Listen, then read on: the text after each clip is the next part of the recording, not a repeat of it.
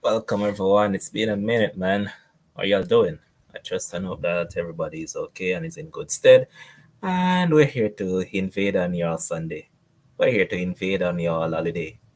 Yes, it is a holiday, but we are all here to take part with you guys. And yeah, big up to the ones and ones, and Merry Christmas for all those who celebrate it. And for those who don't celebrate it just like another day, we're here. Call me Lord Grinch because I don't celebrate it either. But that is it, man. Tonight with me, I'm going to have the man himself, the controversial one as always. Well, this season, man, say my dash with that Monica. In the side, say I'm going to be the rational one this season. How rational will he be? Only time will tell, because once it comes on to a particular team, they refer to that team as the elephant on top, but the man said, this is no elephant. If it was an elephant, this elephant would have fallen off already, and then the lion would have eaten this elephant already, but it doesn't happen. And he's singing I'm over all the tune, and the top is just us. Remember, guys, big up to our sponsors as always. Let's Care Medical. Visit them at 3 branches in Mandeville, Santa Cruz, and Montego Bay. And remember, as you join the stream, ensure that you like it. Ensure that you share it. And also, make sure you subscribe. Gart, big up yourself, my brother. Chat Diamond, big up Simon, Jeremy, big up Tyrese, big up Sedway fam. Without further ado, go on, brother. I know Merry Christmas, everybody. We celebrate, love a gift, free gift, the man thing, you understand? A Merry Christmas fan in North Pole. All right, call me Grinch because I don't celebrate it. Anyways. Yeah, man, we're there, man, for invade upon the people in holiday, man, and yeah, chat there, man, say, yo, Liverpool all the way. Liverpool, me say, win, lose, or draw. Say, go, man, support the side same way, man, that is it. True, man. When the crying start, you support the side same way.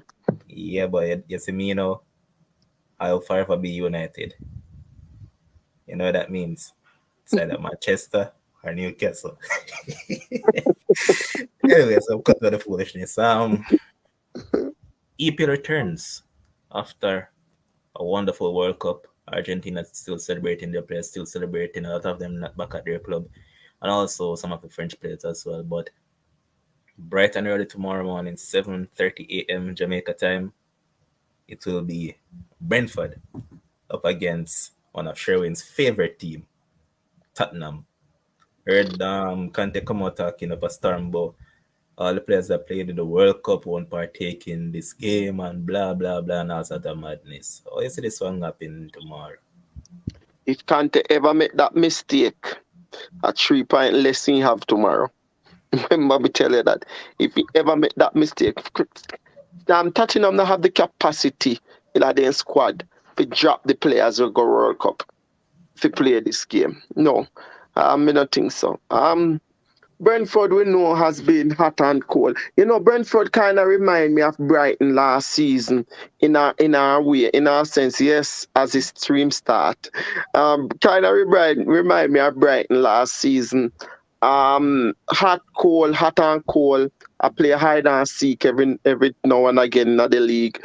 They'll come and they'll destroy Manchester United 4-0, I think, and then the other week they lose to a bottom place team. So they're really hot and cold. I think they really have a good unit. They have a good stable coach who knows what he's doing. Of course, their aim is to finish in the top half of the table as far up as possible. Um, Tottenham a little bit different with their aspirations. Um, you know, it it's kind of tricky with what Kante said. As I said, I don't agree with him because I do not think that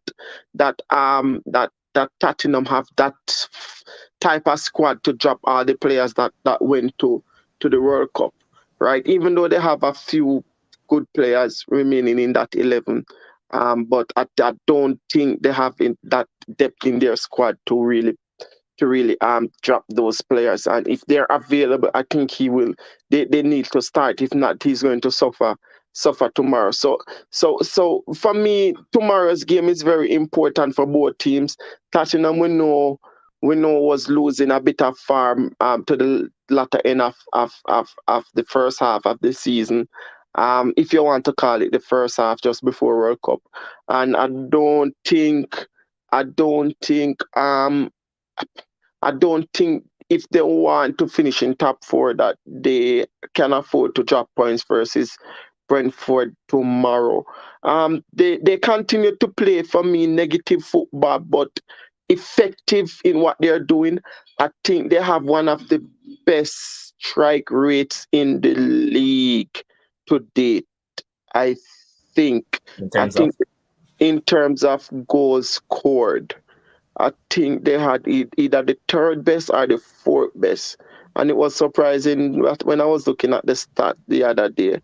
Um, but yeah, Hurricane have a point to prove.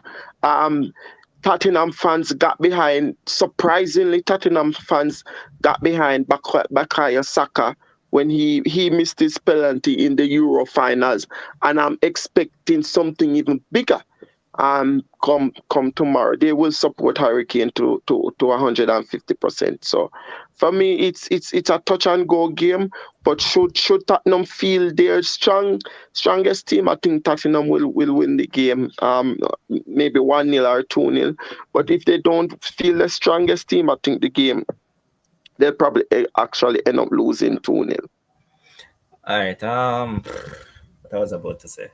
Oh yeah, they're third in terms of goals scored. They scored Right, the third most. They're on what 31, I believe. I right. think it's your side with 33 and City with 40, I think, are ahead of them. So yeah, it's actually surprising knowing that, as you just pointed out, that they tend to play negative football and to see that they have scored that much. But guess what? Prompt that up. I think who did they play that they beat? That they scored seven, and is it a 6 or 7? Remember, Son came on and scored around, and I think he Oh scored an hat yes, trick. yes. After that poor first half, um, what was it? Oh crap! I can't look. I I'm currently can't look. forgetting as well, but yeah, he came on Yeah, and the same game that he got benched and then he came on and scored. yes, man. The hat trick game, man. I remember that game, man. I can't remember who it was though. Yes, that's true. That's true. But yeah, they have one of the third best strike rate in the league, but they continue to play really deep and really flat. Um, Only grinding out results apart from that thing run. So that's why I don't think Oh yeah, it was Leicester. Leicester. Oh, okay, that's why. Yes, right. And that's why I think Leicester took the lead in that game too. Um, I don't think Kante have the capacity to really bench most of his World Cup players Brother, tomorrow. I think. mind games that man play. Yeah, I think it's that. It's just mind games, and it has started. He missed what 1 month of it. Now it's his time again to shine. Oh yeah, go ahead, Kante, shine. We know you'll start your best players. All right, Rich Paul, big up yourself, my brother. Rich was saying that season greetings as an Arsenal fan and get your for Jesus will be vital. There are levels, but I trust Eddie to step in or up. And he's asking Sherwin as an Arsenal man, do you trust Eddie? Not one bit. Eddie have two game. Eddie have two game Monday tomorrow and weekend, and that's it. Alright. Yes, Father Father saying that I don't want if Kane score two tomorrow, people say I'm a Premier League bully because certain man in Manchester has to get the title too. Gotta get to Basse. Oh, Kevin De Bruyne.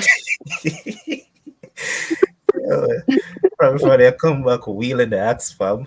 But look at this game, man. They said that if they start the strongest 11, you're giving Tottenham a 1-0 victory. But Brentford have been marred by a lot of controversies surrounding their star man, Ivan Toney, with a lot of madness. I say, brother, why you not just link we and make we do the betting for you? Eh? Like, come on, bro. We're betters. We'll do it for you. You don't need to do it. But you know why me disappointed in that to Levan is not like this is the first case in the Premier League. There have been No, several cases, and for another ball and make a mistake like that is just utter dumb. rubbish that you come out It's and make dumb. another mistake like Literally. that. It's just dumb, stupid, Yep. parfum part. You understand what me I say? I think who was the last player? His name just come to my head a while ago, you know. Yeah, but Uh, it was recently as well. So Yeah, yeah, it was I'm very like, recent. It was very recent. Not it was. I think it probably two. It was. I think it was a season before the COVID season. mhm. I can't remember. I think it's somewhere around there, yeah. But at the end of the day, bro, as we just rightfully said, like, come on, man.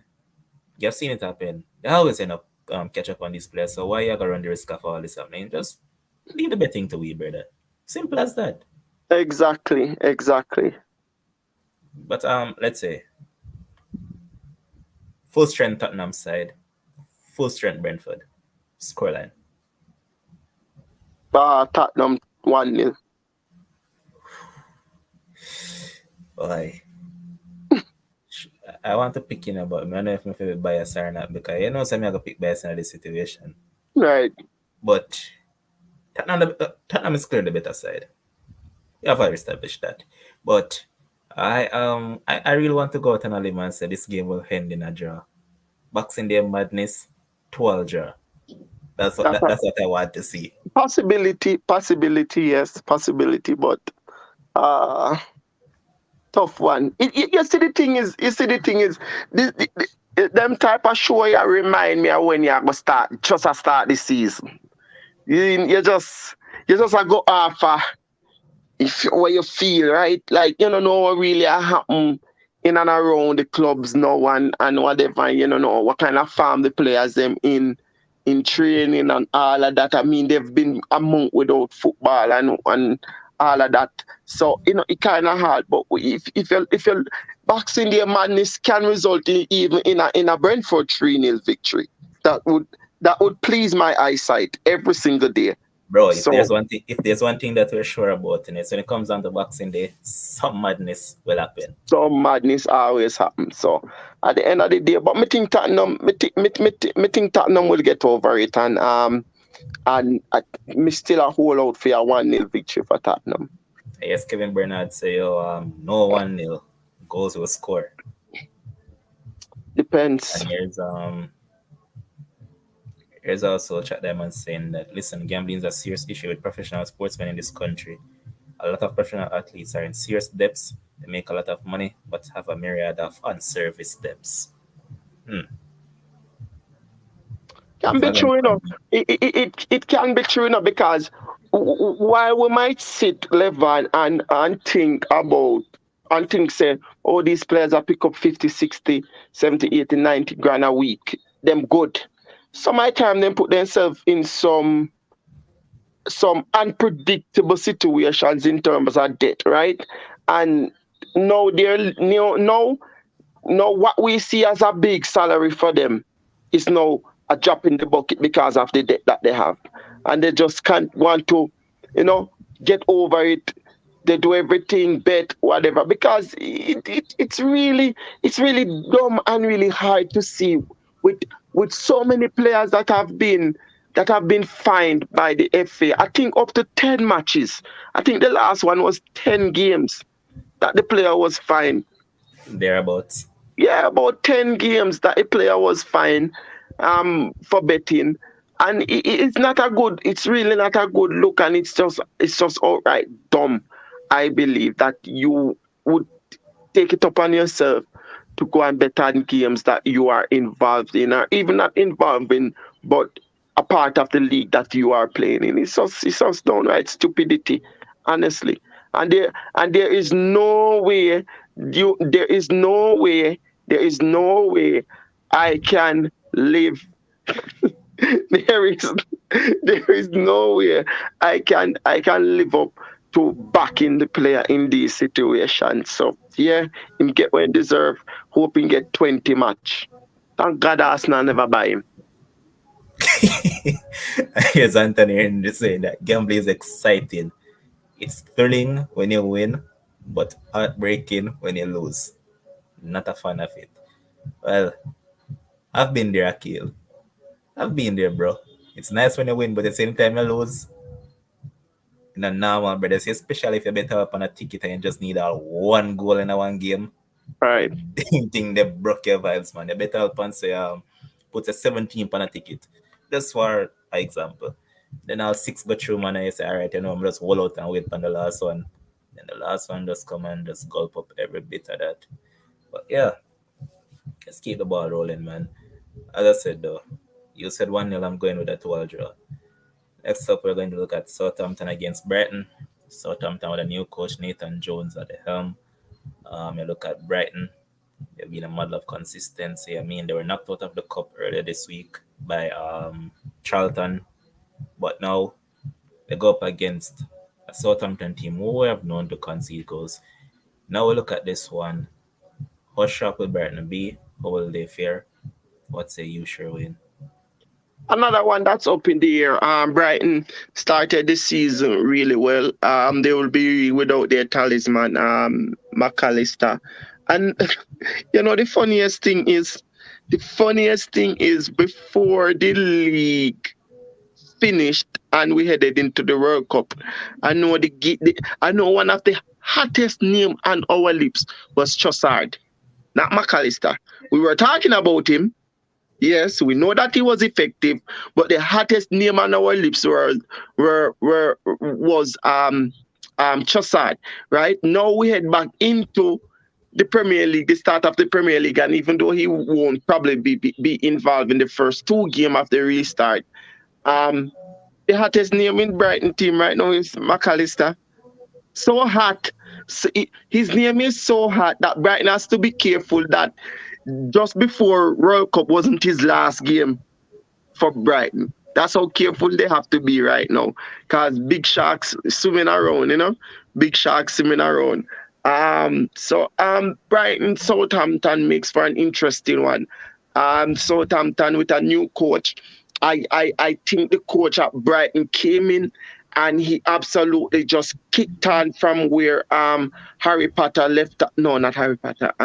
Graham Potter. Sorry, viewers. We forgot me on the funny show tonight, so nobody not there happy. Can go on. Oh, I'm there. So Harry Potter. Where Harry Potter left off, right? So yes. So So I think he has impressed us so far.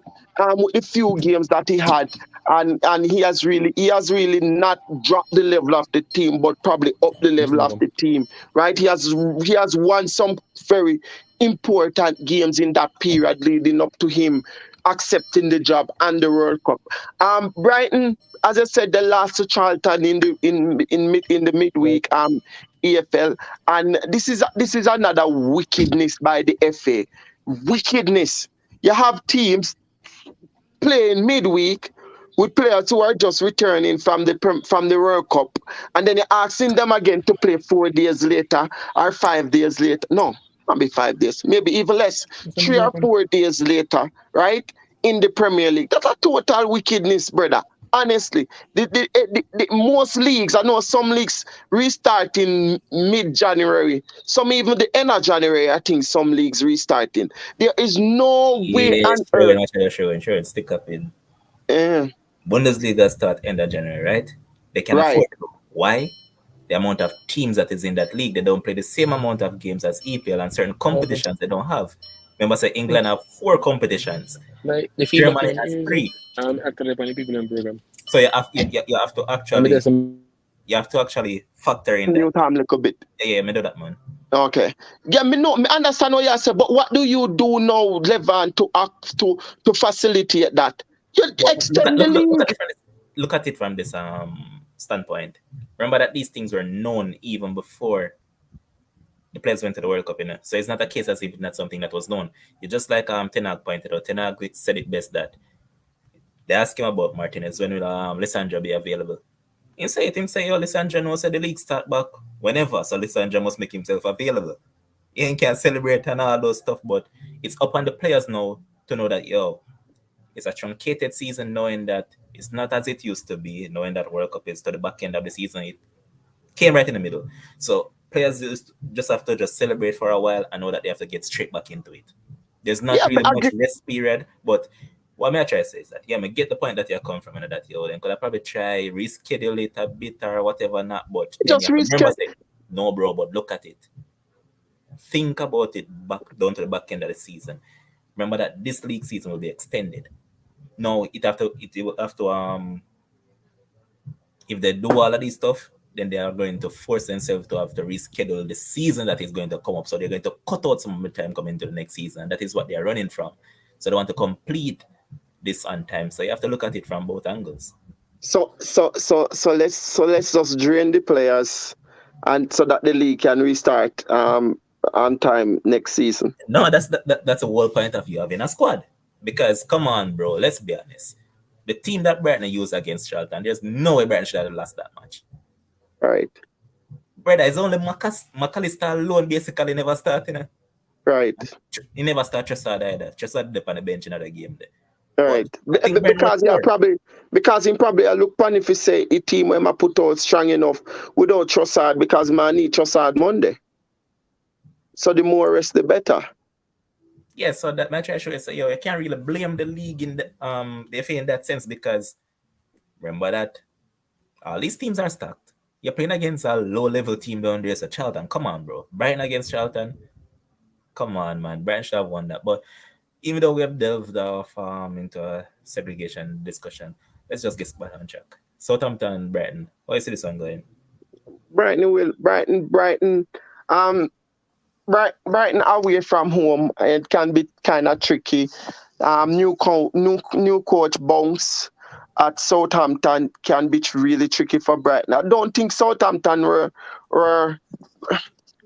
awful. I don't think they were really awful. Awful. They had some bad spells, yes, here and there. I think the firing of what's Asamoto. yeah, Asamoto. their coach. Ralph That's his name. Asanoto. Oh, Ralph. May I listen for Ralph? Yeah, I think the firing of their coach, it was somewhat coming because over the past 2 seasons, he has been inconsistent, right? Yes, he has gotten them to stay up, but a Southampton team that had one of the best academies in the country, and I hear about that again. Um, um, them basically a fight relegation almost season after season. So that was forthcoming, right? The moment he lost 2 or 3 back to back, they would be considering, hey, this is not about no. Other coaches would have probably gotten a chance to stay on, right? But it's just a build up of the years coming by. As I said, Southampton had one of the best academies coming through. Chamberlain, Walcott, all of them they came through that Yeah. academy. Eh? Bale. Big Garrett Bale? Really? Me never know that part. But yeah, and you know, I hear nothing coming through anymore. You understand? They had an eye for players. Sadio Mane, all of them players that came in to that Southampton team, right? So you know, hear that again about Southampton, really. So you know, it was forthcoming for them, but it can be a tricky one. No, I'm forced to think that this is going to be a 2-all draw. To be Whoa. honest, to be honest, Yo, you have to check it, the match, right? Southampton I get $3 for win. The right, draw and the draw pay $3.50. And Brighton I get Brighton, I get what. think a $2.50 for win. So it adds them high, Yes, I show you say, oh, these are the likeliest things because right? it's a topsy-turvy game, so it can't go anyway. He can't go anywhere. Yes, but you know we expect Brighton to go in the game as favourites. Um, but I don't see them winning tomorrow. I think the game will draw 2-all. Ah, man, go to Lima say Brighton in the but you made some valid points, man. Say Brighton away from home. Trust them at all. And I saw Chart Diamond made a couple of valid points. She said that guys remember tax rate is 45% at that high level of earning, so 90,000 per week looks like 59,925 after tax. And there's another comment that she made that to follow up on this one. Let me see if I find it. And she also solidified her point by saying that into people like Lewis Hamilton moved to Monaco to enjoy more of what they earn, tax haven. So that's why you hear the big numbers in the EPL for transfer that, but first for the tax. So there you have it. For the people I was accustomed with the English teams, them are the English people fear overcharge and all this madness. And yeah, let me see. And yeah, try them and they will feed the club. They will feed the club for you guys. Remember, say a couple player will take from them, you know. Yeah, Liverpool, They not used to true. rate them wicked, man. Liverpool used to rate them wicked for true. Yep. Can they take Virgil fan there too? Virgil, They take Mane, Mane, Ricky Lambert. Lambert. I think there is one more player that I'm currently forgetting, but I think it's 3 to 4 players I took from them. Yeah, me only get two. Me only get Walcott and Chamberlain. Yeah. But let's go, bro. Next one that we're going to look at is Leicester against Newcastle, and this one is said to be a good game as well. Leicester found some sort of form. I mean, Woodface has actually improved that defense, but how will they actually fare up against this Newcastle team who just seems to be going from strength to strength, and it just seems like they can't fall off at this moment, and they have been very good. But I look at it, Leicester are sweating right now because Madison has fitness issues. So a Right. question mark is beside his name to actually play this game, right? Now you look at Newcastle. Newcastle have everybody back. Right. Literally, the following game they had a friendly the other day, and immediately Pope was available, Trippier was available, so everybody is back for them, even Gimarish. So you look at this and at this point in time, oh yeah, the players that I was forgetting was Lovren. Lovren was the other man that they took from Oh, Lovren was there from there too. yeah, Oh, okay. and Lalana. And Lalana, yeah. So we feel left out Lalana. Yeah. So it's actually the feeder club for real. But let's look at it now. You look at Newcastle, they're just too good right now. Almiron farm of his life. And you have to give Eddie a lot of props for the confidence that he has instilled into a lot of these guys, because people thought that he would have just come in and just throw away with a lot of these guys. I mean, he played Ryan Fraser at the start because he was someone that he known from Bournemouth days, and never really worked out. Thrown in Almiron, and Almiron has outscored the great Jack Grealish already this season. So you look at this one, tricky fixture. How do we see it going? I tell you, Leicester will be licking their lips because Newcastle have yet to win a Boxing Day fixture for the last 6 years, six Whoa. seasons. So they Leicester will be licking their lips at this one. And I think the current match to matches, I think Leicester probably edging that either 2-1 or 3-1 head to head. Something like that. I can be wrong. But I think Leicester is leading that too. So mind you, this is a different Newcastle team, right? But they haven't won the last 6 Boxing Day fixture. So yeah, it's made for a tricky one, with especially with Leicester at home no mean nothing anymore. All right. It really not mean nothing Yeah, anymore. they easy, the brother. Eh? It Leicester at home really not mean nothing, not really mean nothing anymore. But yeah, it makes for a very interesting. It makes for a very really interesting game. Yeah, cut out in I know, right?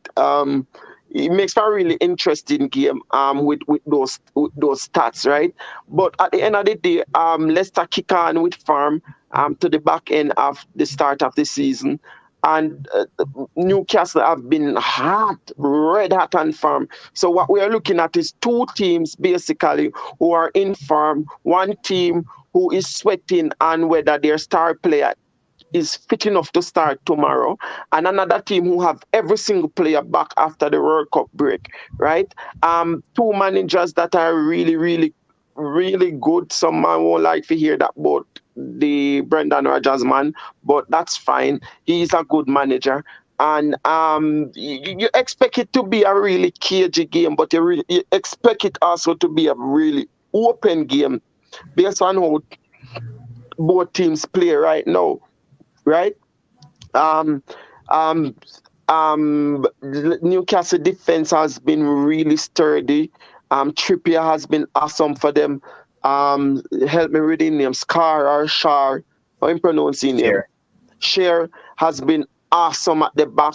And if you follow FPL, you will know that he has been awesome because that man pick up points every single week. I mean, I talk about 1 point like Virgil van Dijk them. I talk about good 5, 6, 7, sometime at Trippier nine as well. points.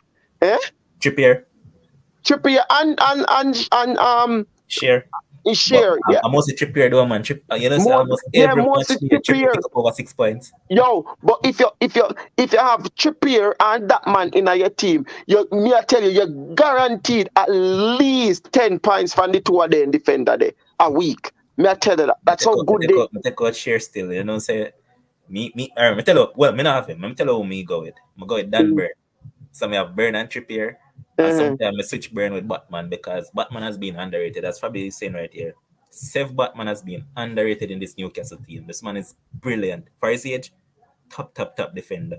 But Right. one key point that I want to point out as well: these two managers, as the first time they faced off in this league, just the other day, Newcastle actually got the better of Leicester by 2 goals to 1, and it was Bruno Guimaraes who actually scored both goals for them. So at this point in time, Newcastle is leading in terms of Eddie Howe versus Brendan Rodgers. So yeah, but the thing is that Newcastle were home on that day, and at that time, Chris Wood is who was starting up top. Now the man them have Callum Wilson back, and it was Emil Kraft who was starting at right back. Now they have Trippier. So I look at it. I'm going with Newcastle on this one, man. Newcastle, Yep. you almost look Newcastle win, and then on the other hand, if you look at it, Leicester's been surprisingly mean of late, bro. Yes. I think Danny Ward has kept around 4 clean sheets in his last 6 or 7 games. So if you factor in that, this game might very well end up as a draw as well, you know. Good day at 2-all draw. That me go fi say good day at Yes. 2-all draw. Yeah. But for me, if any team is going to win this game, it's going to be Newcastle. And For me. a little bit of history still. 2019, Leicester won 5-0. 2020 they won 3-0. 2021 Leicester won 2-1. 2021 Newcastle won 4-2 at Leicester Yard. Last season, Leicester won 4-0 at home. And then in the fixture that I just mentioned, Newcastle won by 2 goals to 1. And track them on is there wishing in the comment section. Newcastle need to rattle Leicester. So we, make sure put in our bracket can Amisha attack, can maul them on the 30th. She's So talking we about are there. Liverpool. So Liverpool have Leicester next. That's correct. After tomorrow, then Liverpool slide. I go deeper, man. Electric slide. Liverpool left hand after this week. Yeah, we'll get there.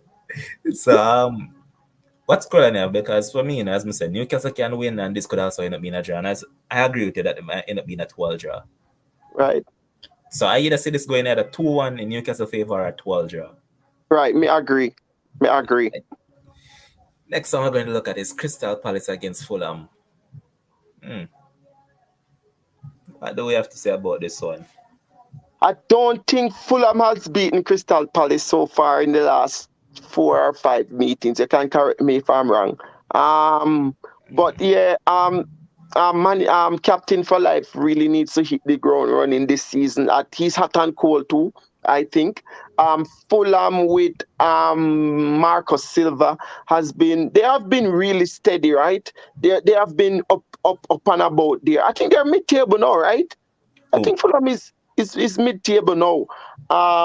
They have been Like, really good. They have been really good. I think they too have their full strength team back. Um, let me check which have a little question sign beside him name. because little He should be question. back. Yeah, but I think he should be back. I think he played the last game of the World Cup. Mm. So I think he should be okay. I think that was like probably 3 weeks or 2 weeks ago. So I think he should be okay. It makes one interesting one because I don't think Fulham has gotten the better of Crystal Palace as yet. And Not in the Premier League. not in the Premier League, right? I did think about the last couple of fixtures, 2018 and the 2-0 to Palace on both occasions. Then 2020 and the 2-1 in Crystal Palace favor, and then the last time they played they ended 0-0.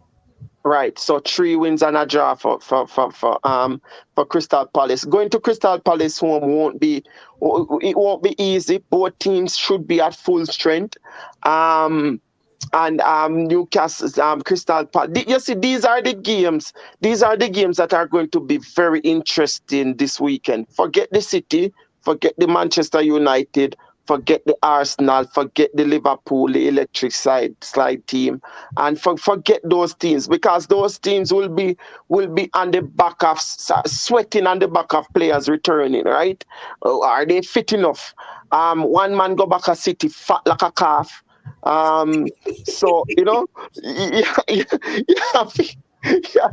and that the manager say. Yeah, but I Manager mean, say, the man never that started that way.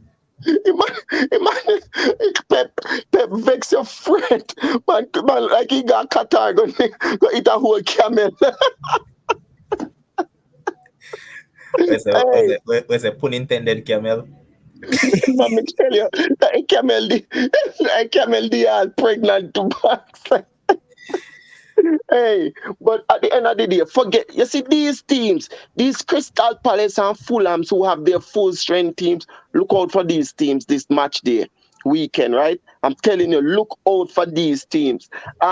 This is going to be a very interesting one again. But you know where my heart is, and you know that I'm Like, a Crystal Palace fan because of my. me a bonfire upon him. Yes, because him look up Martinez. Yeah, man, Lord, the man alone. Me a bonfire Let, upon anybody yeah, will come yeah, attack off them face. Because me yeah, know, yeah. say, all right, you is a goalkeeper. If you pull out some big saves, what you do? So me want to know first of all, Evan, me want to know the context of what you say, right? Because nothing is wrong with what Martinez does to throw players off for penalties. That's totally fine. Yeah, Zim? but So, they're talking about what he does after because I remember in the finals, I think he saved it and he was like this. yeah, So that's fine. That's what's wrong fine. with that? That's the point. What's wrong with it? So now me I beg for wonder if at the trophy when he get the golden glove and he went like this, I think that The was other issue with disrespectful. literally everything the man have. Yeah, me Almost think everything that the the man do. part is disrespectful. You have Also, 40, I think, how much billion people you have that watch the World Cup final. how is it That is disrespectful? disrespectful.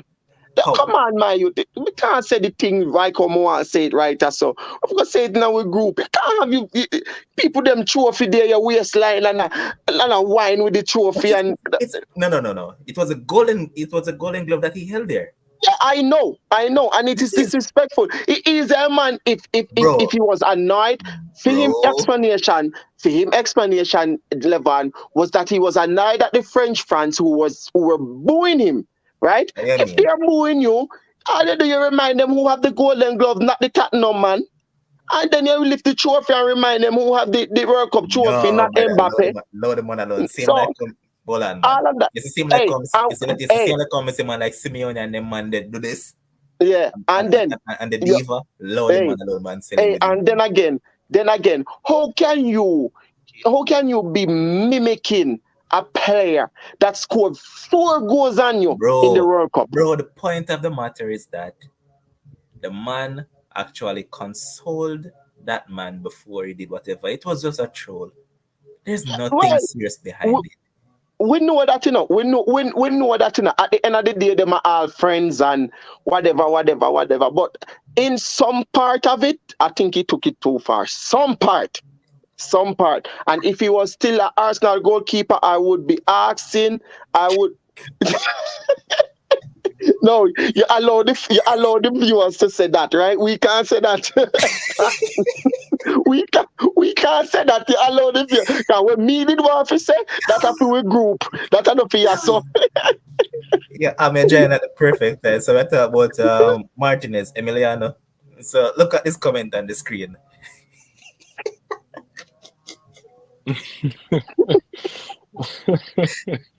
hey,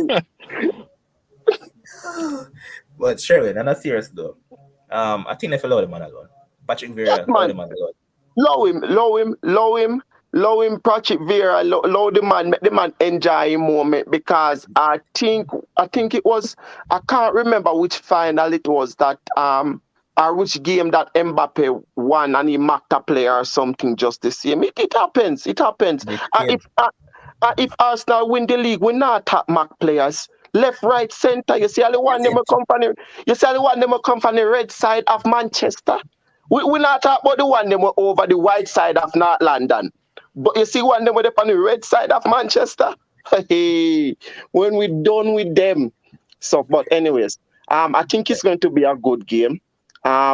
Both teams should be at full strength. I think it's just Mitrovic that we are worried about, but I think he Should should be be good. fine. He should be good. And as we said, the last couple of games, in the Premier League, Fulham has yet to beat Crystal Palace. Crystal Palace winning three and drawing one. So yeah, it makes for a very very interesting game. And as I said before, these are the games that are going to be really interesting this weekend. These mid-table teams who are at full strength going at each other will make for very interesting games this weekend. But for me, I think I'm going with a 2-1 victory for Crystal Palace. Hmm, interesting. What say you, Ham? Um, Crystal Palace. I would think would start favorites based on the fact that Fulham, yes, they have been in games level on, but they lack the cutting edge without Mitrovic. We have seen where they had good opportunities against United, against City, and then yes, they lost both games at the death. So I think they need a result. The Eagles, Crystal Palace, they can be up and down. We know that they blow hot and cold. But you figure that if both teams are close to what you would figure is their collective best, then the Fulham team will have it up against it. I think they lack mobility in the center of defense. So when you look at Ream, yes, good on the ball, but I just figured that Crystal Palace Levon has the wherewithal to get the result. I'm going Crystal Palace 2-1. Not convinced by that partnership. They look good on the ball, and obviously Gueye, but I think there's a star center there. So I think Fulham will nick one, but Crystal Palace should have a bit too much for them. Right. I don't know, but if Mitrovic plays right now, Man, And that's the big disgusting man. that's the big elephant in the room, Levon. Mitrovic. How many games will he play until the end of the season? That's if he even stays at Cream Cottage. Because you figure that that some of the nah, teams that man, are above he's gonna stay.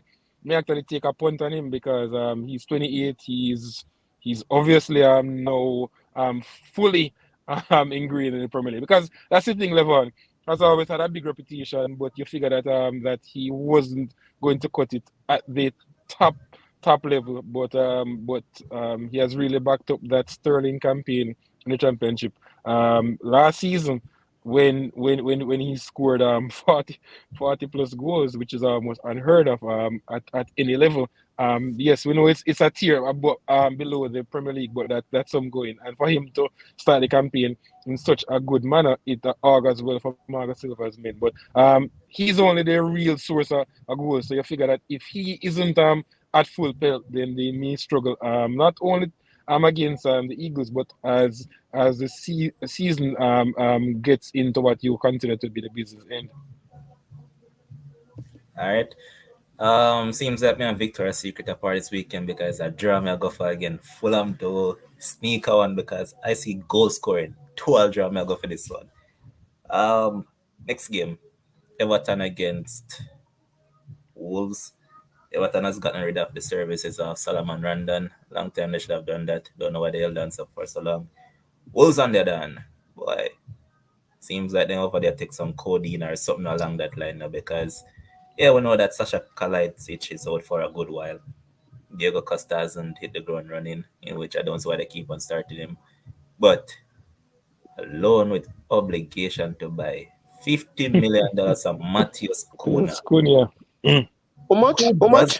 that? 50 million. 50 They million, could bro. they couldn't lend we money so that we can up we try to bid a little bit more. Cause we have about 4 ball we want January, but we can't buy all 4 of them, Bro, when I saw 50 million, I was like, no, first, when I saw loan with obligation, I was like, they sound like about a 25 mil. I'm look at me say 50. I said, what the hell? Wolves are going crazy, man. And I mean, if I'm being honest, there are way better strikers out there. Wolves could have gone for way better players out there and take better punts on different players. But they choose to go here and I don't see why. But here they are. Both of them are poor right now, too poor as team, and both of them need the win. Both of them cannot afford to lose tomorrow. Right. So No, 6.11. well, this is not even 16 about. It's come like a 12 pointer because they're desperate. So But we'll look at it. Levon, I'm quickly, not sure. just to augment that query Costa's continued start for Wolves. I think because they really had no viable option to the mill because Jimenez has been plagued with injuries. When you look at Kalajdzic, he tore his ACL on his debut tragically. So Podence, yes, he can play as a false nine, but you figure he's best served in wide areas. So I think they didn't necessarily have any options, and yes, they have taken the punt on Cunha. Cunha was good at Hertha Berlin, but that's That's some time about it. away. Yes, didn't do it at the one that Metropolitana. Yes, he's versatile, he's hardworking, but he's what you'd consider probably to be a poor man's Gabriel Jesus for the viewers. He has good things to his game, but he has never ever been prolific at any level. And I think so he would be like the poor version of Gabriel Jesus for the viewers who haven't seen him yet. So he will be involved in the interplay. He will link the play, he will run the channels, but you Will still not score. are going to struggle to see Wolves scoring regularly. So I don't think he's going to be a massive hit at Molineux. 50 million, it's just mind-boggling. As Boone said, you figure that money could have been served elsewhere. Rondon, um, he was good at West Brom, but that's that's a And in better China, part of that's it. as a better part of a decade. That he was good. The Venezuelan has long run his race. So Bro, this Scott, is a stick up in him. This is disrespectful from Ryan. Ryan cannot call Matheus Cunha Brazilian Oli Watkins. Watkins is way superior to this man. Don't disrespect Watkins. well, in terms of the style of play, yes, They you both do the can draw same, yeah. parallels. You can draw parallels because they're hardworking. They are mobile. They run the channels. They are Finishing. they're good, but in terms of finishing, Watkins has proven that he is more prolific than Mateus Cunha. Cunha Way, is way. 23, so he's still at age on his side level on. But I'm really trying to throw a lifeline, Bones. You know, He they're is talking just about it. You know, the best I've seen this Cunha dude play though is at was it Hertha. Olympics for Brazil? Yes, he played well at the Olympics. Yes, he did. Yep, that's the best I've ever seen him. But Sherwin, Mm. Frank Lampard need points. Early Wolves Frank. new coach. Julian Lopetegui, one of the maddest coaches that I've ever known, one of the craziest coaches I've ever known. How you see this one going? I tell you something, last match before the World Cup break, I think Wolves played Arsenal and they did not look like a team that was fighting relegation. They played a top team. They played the Premier League leaders at the time, but they did not look like a team that deserved to be where they are now. They have been suffering from someone up front, someone clinical up front. Let me say that because they have people up front. They have been suffering from somebody clinical up front, right? And I think that is missing really one of the main things that is really missing from their game. Of course, the new coach was in the stand versus Arsenal. There was there were rumors going around to say whether or not he had an influence on the starting 11 and the system that was on the pitch. They made life hard for Arsenal at the time, but Arsenal was just too good. Um, but yeah, they don't look like a team that was what that deserved to be where they are. And for me right now, I think they will. I think they. Sorry, hard to say some things, man. I think they won't be relegated. I think they will get and they will have a moment, a period that they win a couple games and the bounce. They have a really top good manager. So at the end of the day, I think they'll have a bounce. Um, Everton on the other hand, Frank Lampard just continue to trick everybody. This minute, he have the team looking like superstars. Yeah, but be honest, fam. Let's be honest. What they The look man about like? basically, the man basically have a team with makeshift of around five different managers. You know, so up Yeah, to this very point, if we're being honest, he hasn't really made any significant signings. yeah. So Everton made some really poor investment. Again, thank you for the 35 million for Iwobi. Um, Well, he now looks like a player, if we're being yes, honest. yes. And me I try remember the next little young you will play around him will score. Um, him did I talk about him Anthony the Gordon. most. Garden. Anthony Yeah, Gordon. yes, Garden. Them two players they look really good. Of course, Pickford in goal. Uh,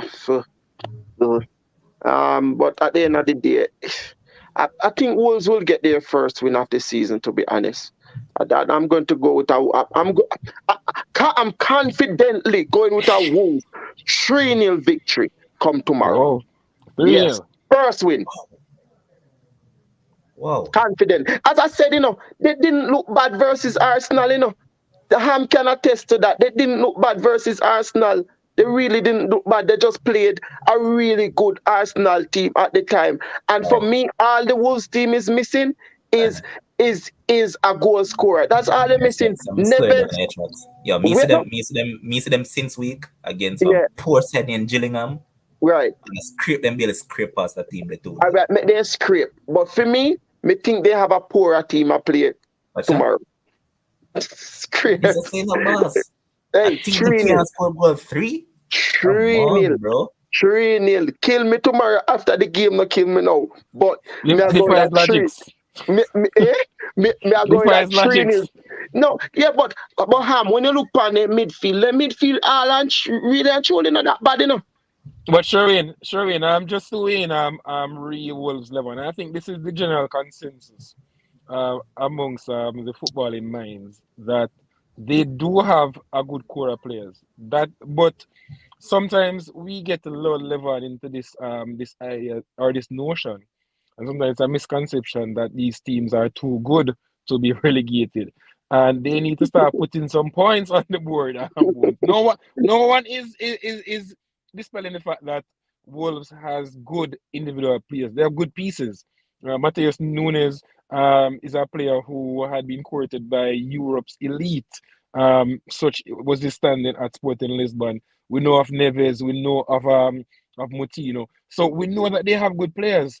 I think level on that switch that they when they move from the back three to start playing a back four, at it because remember Wolves always under Nuno guys was always known as a team that was hard to break down, and they were the quintessential counter-attacking team, and they were punching above their weight. I think that switch when they moved to a back four under Bruno Lage, that hasn't helped because they are easier to play against. Because remember they used to have Cody. They used, and I'm going way back. Remember they used to have Cody. They used to have Will Bolly, and they also had Killman, and so they had insurance at the back because Cody was playing as a Size. sweeper. He was playing as a sweeper, and then and then Saiz came in because remember that Saiz used to play sometimes on the left side because he's very versatile. The Moroccan captain for the viewers, and then he usurped Boli, and then that was basically a nominal back three. But I think Levon once they lost those pieces, I don't think they have recruited properly, and I think that they probably may have to go back to that back four because I don't think Collins and Killman fill me with confidence. Bones to go on the limb, that's really going on a precarious limb because 3-0 for a team that is shot shy, that hasn't scored in droves is really, really pulling a rabbit out of the hat. Level, and I think Everton, they have been poor. I think one of the biggest disappointment, guys, has been Dwight McNeil. It's a player who, when you saw him at Turf Moor for Burnley, looked a player that you figure that could play at a team above what Sean Dyche was putting out for Burnley because remember that Burnley was a 4-4-2. They were hard to play against, but they were very, very ugly on the eye. You figure that if he played in a more aesthetically pleasing team, that he probably could have progressed further. But I think he has stagnated up. I'm going to even say that he has regressed. He looks a player devoid of confidence. Gordon has been good in parts, Bones. I don't think Gordon has been that good through the first Hit part and miss.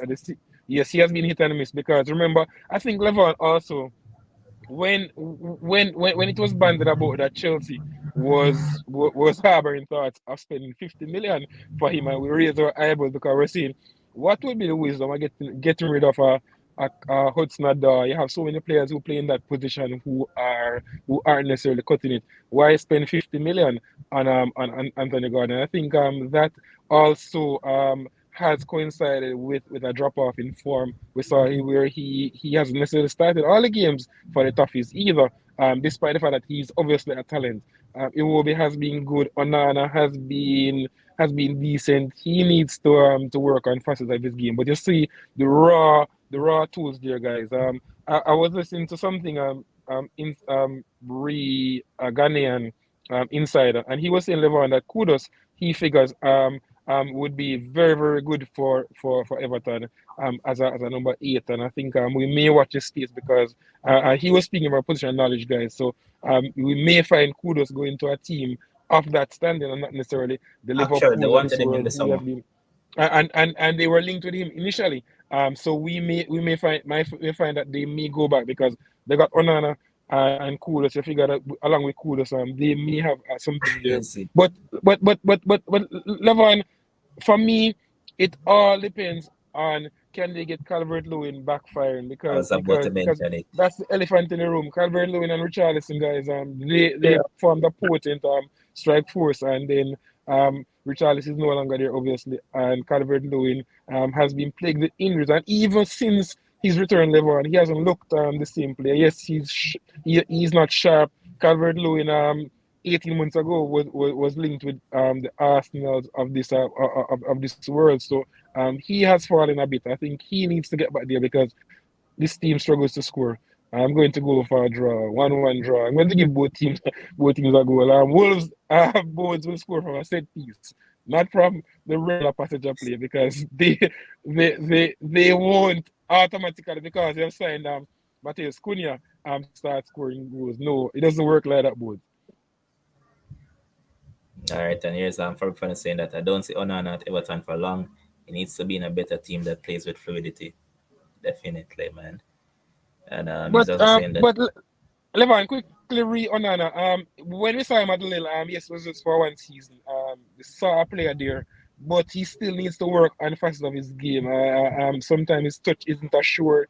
I think he relies too much, guys, on his athleticism because yes, he's six I foot agree. five. He gets around the pitch. When he starts running the ball, but he sometimes is caught in In possession possession, because in possession, he's poor. he takes a while to he doesn't play with his head up. So these comparisons that because obviously because of his gait and his size, he's obviously linked compared with people like Pogba, in his pump or Yaya Toure. But I think he isn't as good on the ball as those two. And I think he has a lot to work on. But he's very, very young and he's obviously a big talent. So I think he needs to cut it at Goodison Park before he is primed for a bigger move. Yeah, you need to at least have a season and a half with them proper. But next game we're going to look at is Villa against Liverpool. And I think this one will be interesting because off the top you just say, "Oh, Liverpool win," but then you have to scratch your head and say, "Oh, Unai Emery. is that wildly highly hair fellow is over there?" And there's one thing that we have become accustomed to with this one is that whenever he sees Liverpool, he smiles. Back with Yes. Sevilla, he did. And honestly, since he has taken them over, you see a more compact unit at Aston Villa. You have seen them playing as a team, and apparently, Leon Bailey will be what Dan Juma was for him because he has placed some trust and faith in Leon Bailey. So, hope Leon Bailey That's right. repays him. But you look at this now, Liverpool saw them in a couple of friendlies, and they look to a boss still in. They look to a boss. They might make some schoolboy mistakes in some of them, but they have the quality. And one thing that Liverpool needs to happen and needs to happen ASAP, they need Mohamed Salah to fire. You can't Let depend on one Darwin Nunes. I mean, he's someone that I like, yeah, but I think Darwin still needs. I'm not going to say he's a flop. Unlike most people that is calling him a flop, I'm giving him a full season to be acclimatized to the league because stepping up from Benfica to Liverpool, come on, man. A lot of players can make the transition, but not everybody can do it. With that So big price tag, Levon. But the fact is, he has scored 9 goals. Yes, it's in all competition. But like I said, I think that's a stretch to see so early in the season because remember that it's truncated because of the fact that the World Cup was just around the corner. So I think 9 goals. Yes, obviously needs to work on his finishing. But we saw against City what he can do in terms of the pace. The pace is it pace for someone of his size when he gets going. It's hard to live with. We saw where he basically burnt Laporte. Laporte was looking like he was running in quicksand level, and he wasn't getting back to the Uruguayan. But his finishing obviously leaves a lot to be desired. But he's one of those players who I think he may very well turn out to be a scorer, a great goals, but not necessarily a great goal scorer. Um, for me, and I've always said it, he is a mixture of a Cavani and a Suarez. In terms of the and obviously I'm talking about a young Suarez and a young Cavani, not them at their best, but in terms of his play style. Um, I don't think you'll ever be a finished article, guys. In terms of his touch, isn't the most refined at the best of times. But I think you're sure he, about the comparison, the boss? no, It's more like a mixture of Andy Carroll and Arnautovic in it. no. In terms of because Levon, this is a player who we know on his day he can score world class goals. We saw No it man, yesterday in the that's the Super. Liverpool fans that me a follow man. That's No, some of them who because I know that you are someone who has a lot of time for him. like But the Darwin, fact man. is, but the fact is, guys, when players are purchased for such big price tags, invariably they are going to be criticized, right? And I think 9 goals at this juncture for a Liverpool team that has been struggling because they are far and away from the team that we saw pushing City over the last 3 4 years, and in 2020 being able to win the Premier League almost on a canter. So I saw them against Man City. I think they will see this as probably the start of their season. They need Jota back. You mentioned Salah. I think they definitely need Luis Diaz back because Diaz brings And he's that injured that again. and he's injured because he was on the mend and he's out for another 2.5 months, and I think yeah, that's very very bad for him because he's one of those players who gets you off your seat even for a neutral or if you don't support because the way how he plays, heart on his sleeve, he brings goals. There's this trickery, there's this pace, this directness. I think they definitely need him back. But Salah, yes, Salah is up to 17 goals in all competitions, and yes, he hasn't looked the same player. But the fact is, Salah gets the numbers up. 17 goals. It pales in comparison to obviously what Haaland is doing. But when you look at the other players in the English game, I think 17 goals is in a struggling team. I think the midfield is also definitely in need of help, Levon. We saw them in midweek against Man City, and yes, it was a changed team. They need Konate back. They need Van Dijk in the midfield. They need Henderson. They need Thiago. Thiago looked off the boil. Bones, were you able to see that game? No, me never see the game versus City. Me see clips. Me see- Thiago was bullied at times by De Bruyne. Like, he was literally bullied, and I'm talking about De Bruyne in terms of getting on the ball and then using that wonderful right foot. But I'm talking about just Yeah. just 50-50 challenges. He was Another being bullied. another key point as well. They have lost another player in Milner because Cole Palmer ring out that back, man. Mm, Cole Palmer literally rinsed the man all day long, bro. mm. So But Palmer no a bad player still. Me like him. who that? Palmer no a bad player. Me like him look Yeah, at even you. though he Yeah, should have yeah, scored yeah, at least yeah. twice in that He's a game good, still. But he's a good talent. Yeah, man, yeah, a good look at you, man. but this for real though, sure. I watched the entirety of that game, man. 50-50 balls, Mm-hmm. it was all City. City were basically all over every 50-50.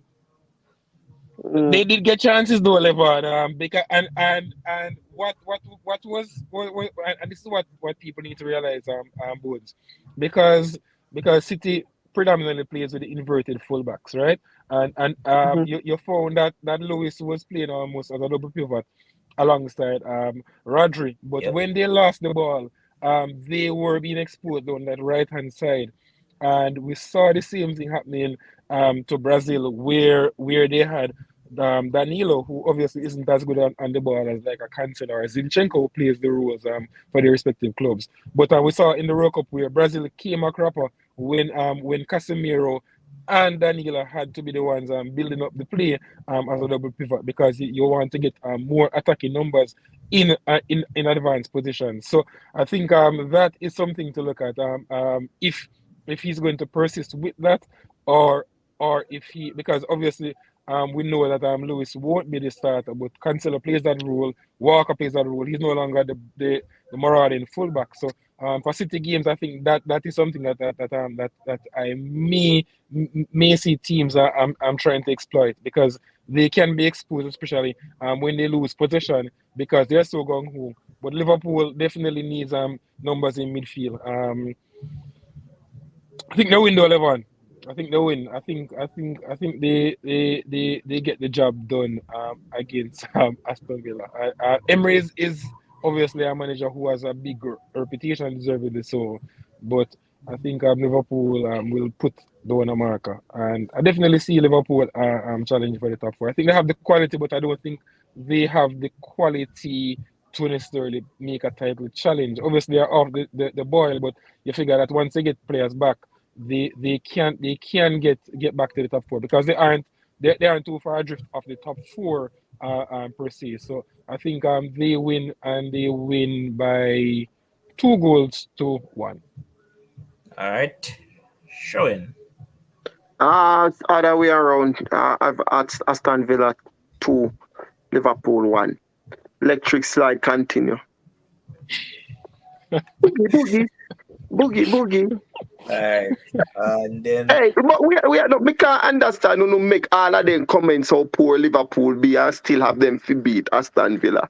Come yeah, on. No, because because Aston Villa is Ham, because ham, because ham. Villa, but Sherwin, remember that Villa has been up and down also. Liverpool is poor relative to how well they have been in recent seasons, and a number of games you figure that because remember they were able to inflict the first defeat on Man City, and they put away Tottenham quite comfortably just before the break. So the best, because I'm taking these teams playing close to their best. Obviously, each best 11 will negate the other because there's no such thing as the two teams playing at their best. Because if one team plays at their best, they are going to prevent you from playing at your best. It's not That's track right. and field where you understand. So this whole cliche that if both teams are at their best, that will never happen because one team's best is going to prevent the other team from playing near to their best, right? But I'm looking at if Liverpool plays anywhere near their level, or even if they play how they played against City, I think they will have the beating of this Aston Villa team because I think they have a South Centre level on Yeah, but Aston you know Villa is. the thing what me I look on is the amount of video when Unai Emery probably showed them at Aston Villa mania already about Liverpool. We not watch the amount of movie in our lifetime. See? That me I try to say right now. That's The true. man is a tactical genius, brother. But Too The we were much man, sure, man. information. eh? But you were sure, man. If move on from Liverpool, because I know someone will take 5 hours to talk about the next match. So we could move on No, from this thing. man. Next match, me don't know. At first, me and Ham the on the show for a season. Jesus, I hope this a good luck in. I hope I don't know bad luck. Please, God, please. We start the season good without me and him on the show together. All right, But, we see how it all go. but yeah, I think Liverpool will prevail. I think No, Liverpool by two Aston goals. Villa win. Hopefully not. I personally, I want to win now because if Alone can lose, more than happy. But logically, 2-1 Liverpool. Next Two. game, Arsenal against West Ham. I would say this one going start with you, sure, Wade. No man, start with Ham. Me never hear you analyze Arsenal yet. More hear the one. Yeah. Start with Ham, man. Well, Levon, you figure that Arsenal should have the beating of West Ham. We spoke about West Ham a number of times.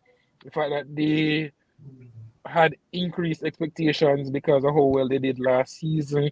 They were within touching distance of the top four. Yes, they came up short ultimately, but they were very, very good for. And then you figure that by adding pieces, then theoretically they should be better. But they signed Paqueta, they signed Aguerd, they signed Skamaka, and their fortunes have nosedived. So logical thinking say that Arsenal, who before the break, and this is the consensus, guys, that Arsenal probably did not want that break because they yes the blip against United, yes they dropped points against the Saints at St Mary's, but they had been perfect for the other games, and that probably may have come at a bad time for Arsenal because in terms of the momentum, we saw them in a couple of friendly games. Yes, some of the players weren't there. They were good in the against Leon, against Juventus. Um, what can I Against say? against Juventus, your centre back. We are gonna start tomorrow. Score 2 goals. well, No, well, boss, one in score. Xhaka scored Jaka one. scored the next Xhaka one. scored one. And Levon, the funny thing is, right? The first goal conceded 45 plus one. So and then the second goal was scored 90 90. plus two. So basically Arsenal conceded two own goals at the Defensive end of each lapse. half.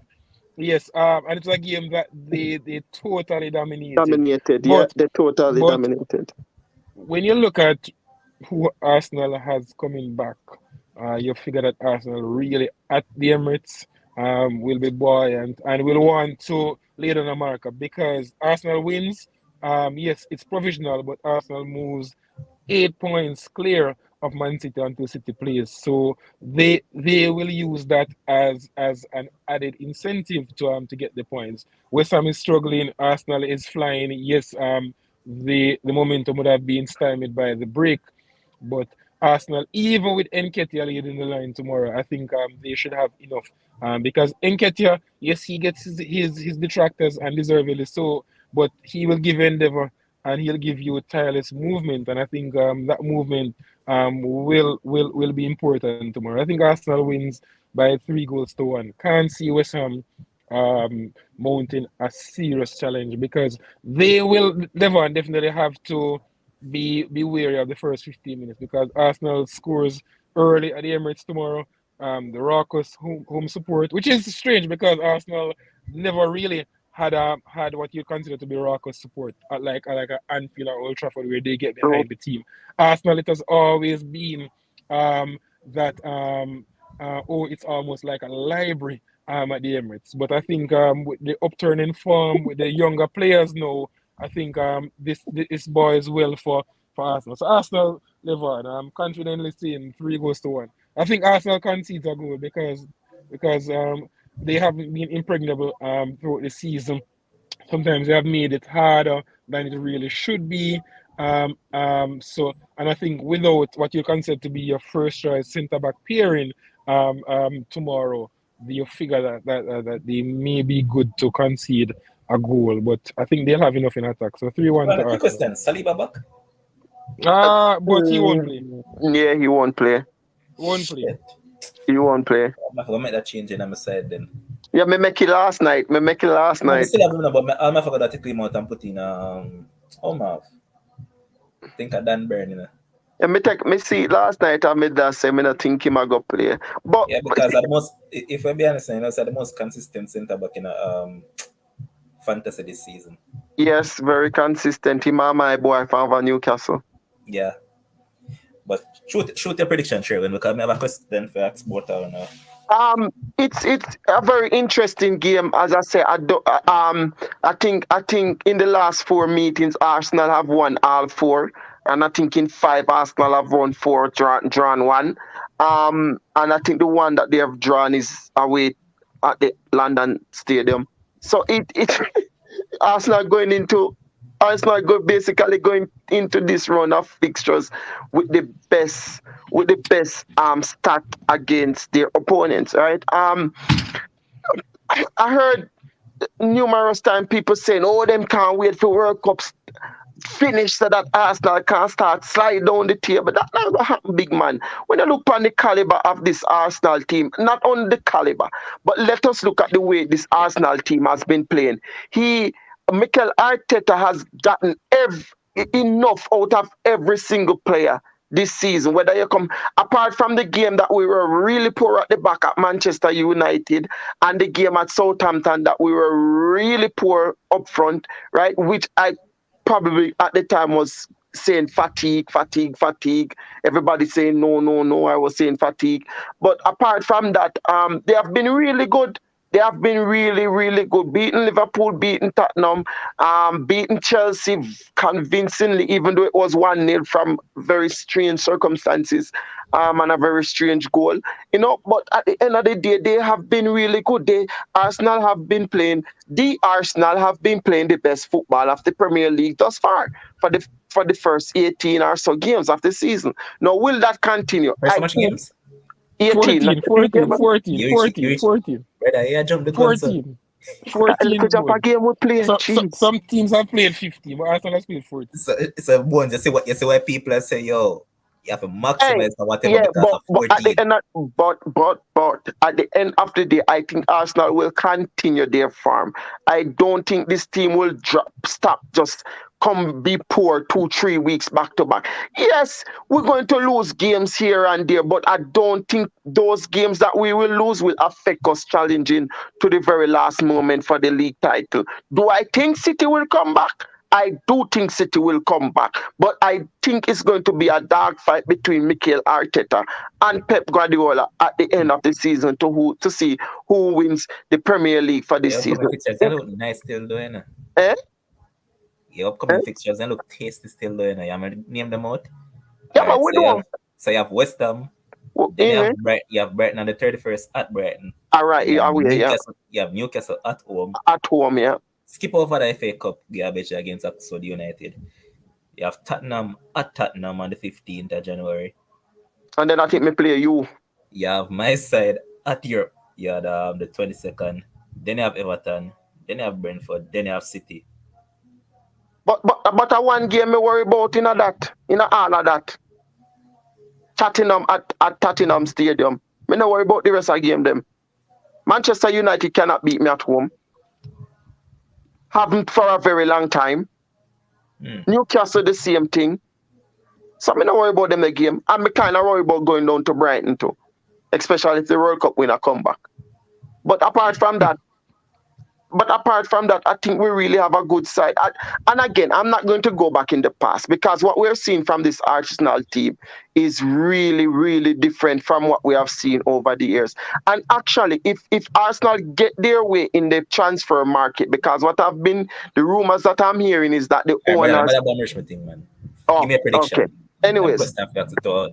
tomorrow, I think Arsenal. I agree with him. I'm going 3-0. We're going to keep a clean sheet. We have to start the new No man, round. I'm set 3-1, man. Yeah, so that's why I may take away one goal and say 3-0. Right. Adrian say West Ham doing 2-1. Every Uh, every day, 14 games now. he said that hopefully the Arsenal collapse start tomorrow. So fans like Bones that get too loud. Well, Levon, just for the viewers, West Ham is the first team to have won at the Emirates. All the way back. I think it was Marlon Harewood. I think 2007. Seven, So yeah, 2007. that's going back. They have in the past gotten some results. Remember Dimitri Payet um um inspiring them I think in 2016 to defeat Arsene Wenger's men at the Emirates. So they have had some success. They have quality, but they have been struggling so much, and you just figure that Arsenal's youthful exuberance will see them over. Quickly, Levon, what was good for people of Arsenal persuasion was the continued improvement in Fabio Vieira's play. Yes, albeit in what you consider to be friendly games, but he looks sharper. We know of his technical ability from his days at Porto, and he had shown it in the first few occasions that people saw him.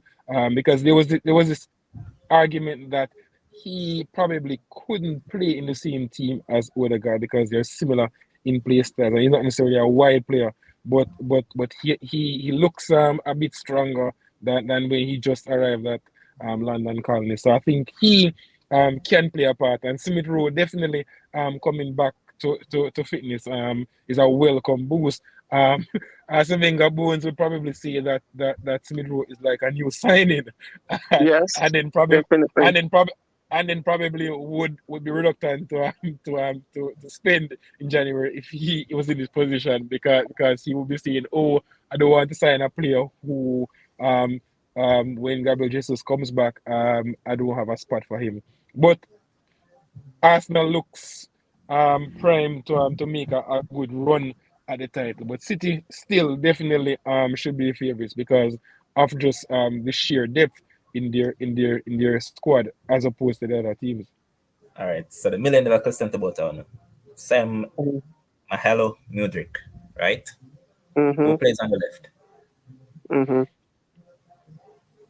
and who plays centrally? Right, Um, right. Go on. for me, Mudrik would play and this is obviously taking into consideration that Mudrik acclimatizes gets up to speed quickly because that's never a given, right? But we're just seeing Arden, so he does. Mhm. Then then the fact that he has this understanding with Zinchenko, who obviously is Arteta's choice as opposed to Tierney, because Zinchenko for the viewers is more versatile, can play inverted.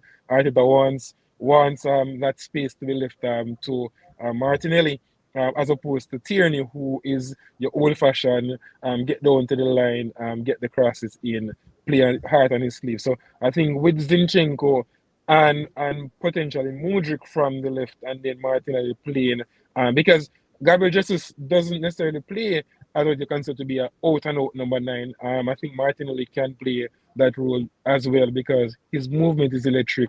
He has an eye for goal. Yes, he's in the finished article, but I think that would be conventional wisdom to play. But the thing about 11 is that Mudrik is also comfortable playing in central areas. Hasn't done it much for Shakhtar, but he's comfortable and he's ambipedal, so he's able to use both feet. So I wouldn't have any issue playing him from the left and then Martinelli through the middle because they're going to dovetail anyway throughout the course of the game. It's not like they're going to be set in stone because they are both versatile players, so they can always interchange. And when players are able to interchange, that will pose more problems to defenders more oftentimes than not. That's why I keep on telling United people them say, yo, wanna stop worrying yourself, send gap up, make him a Rashford interchange over this. Simple maths. But you Yeah, know, but yeah, me agree with him. I feel If, there you go. right now, if Smith Moore was ready for the game tomorrow, Nketiah don't see the field, none at all, you know, see, because Smith will replace Martinelli. Martinelli go through the middle. Simple 1-2, simple maths. Arteta Understand? doing that. Arteta is He going to will, say that he he's will, just coming he back. will, he will, he will. Eddie will But start. at the end He of the day, he Eddie is fancies Arteta's he, boy. eh, Eddie, well, you can be right, because you must be a madman if you take up 100 grand, give that a man there a week time. but Levan, quickly, just to win read the Smith Rowe versus Eddie. I think if Smith Rowe was was up to speed and played up to what you consider to be Top farm. his top level, because remember that Smith Rowe was seen as almost a nailed on squad member for the Right. England team, because he started last season in such fine fettle, but then got injured Injured, yeah. and has just been plagued by injuries ever since. But you figure that if he was at his best, then Arteta would have a very difficult decision, because he obviously fancies both players, but he definitely rates Smith. And Smith Rowe is versatile. But Bones, I think Smith Rowe long term, I've always seen him Levant as a number 8, because the thing about it, number 10s guys are almost redundant in today's game. We see Right. Odegaard was considered to be a number 10 when he was coming through in Norway. He plays as a number 10 for the Norwegian team, but at club level, even when he was successful at Sociedad, when he played at the Anoeta, he played as a number 8 as opposed to a traditional number 10. So I think Smith Rowe's best position long term, I see him as a number 8, playing a bit deeper, because he has an acceleration good in tight spaces. He can find a pass, he plays on the half turn, all the things that you would figure to be, and he has spatial awareness, all the things that you would consider to be, and he's hardworking. So I think he's a number 8 long term, but definitely, as Bowen said, that would have been a very, very tough decision, because Smith Rowe is obviously fancied by Arteta. Arteta gave him the number 10. Arteta Yeah. gave him the big responsibility. Obviously, But Francis Nketiah. Bones doesn't fancy Nketiah, but Arteta, I think, fancies both. So Nketiah starts tomorrow, definitely. But I think going long term, I think if they but sign Mudryk. Also, Levan, what about Felix?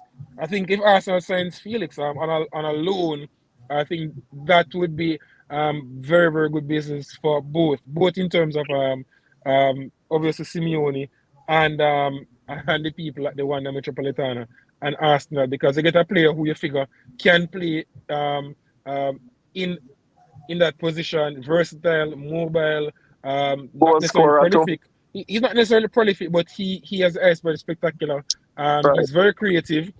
He can drop off the front. And the thing about it, playing as a number 9 for Arsenal with Martinelli, you are going to drop deep, and then you can get the runs in behind, because he gives you that direct running ability and the ability to go vertical. So, Yeah. But def- no, but Wrap it up about Arsenal now. eh? Wrap it up about Arsenal. We not wrap up nothing. But you know, That's a feel say while ago. Mudryk.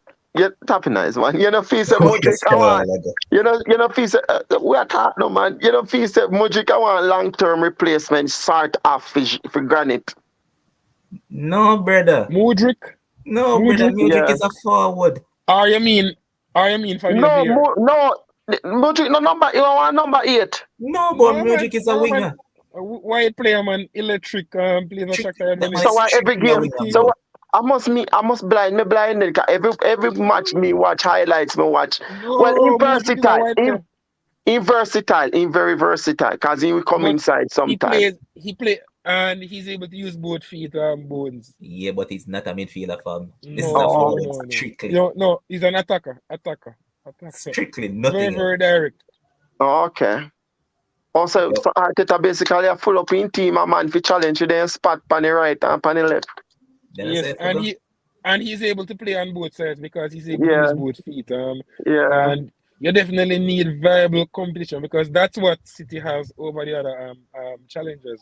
The fact that that are they have true. viable options. So when the first choice is out, in some cases you are hard pressed to see who is the first choice in some position for City because some persons will say Bernardo Silva, some persons will say it's Gundogan. They some persons will say some games suit Mahrez, some games suit Foden. So they have so many options, and I think Arsenal is moving in that direction. And obviously, if Man United is able to sign a Cody Gakpo, then that's a similar thing where you have two players who are direct challengers, and there's no discernible drop off in terms of quality when one player is out as opposed to the other, because that's what you need to be challenging Man City. Anything else is definitely undesirable. Facts. True. Alright, and with that we move on to Chelsea against Bournemouth.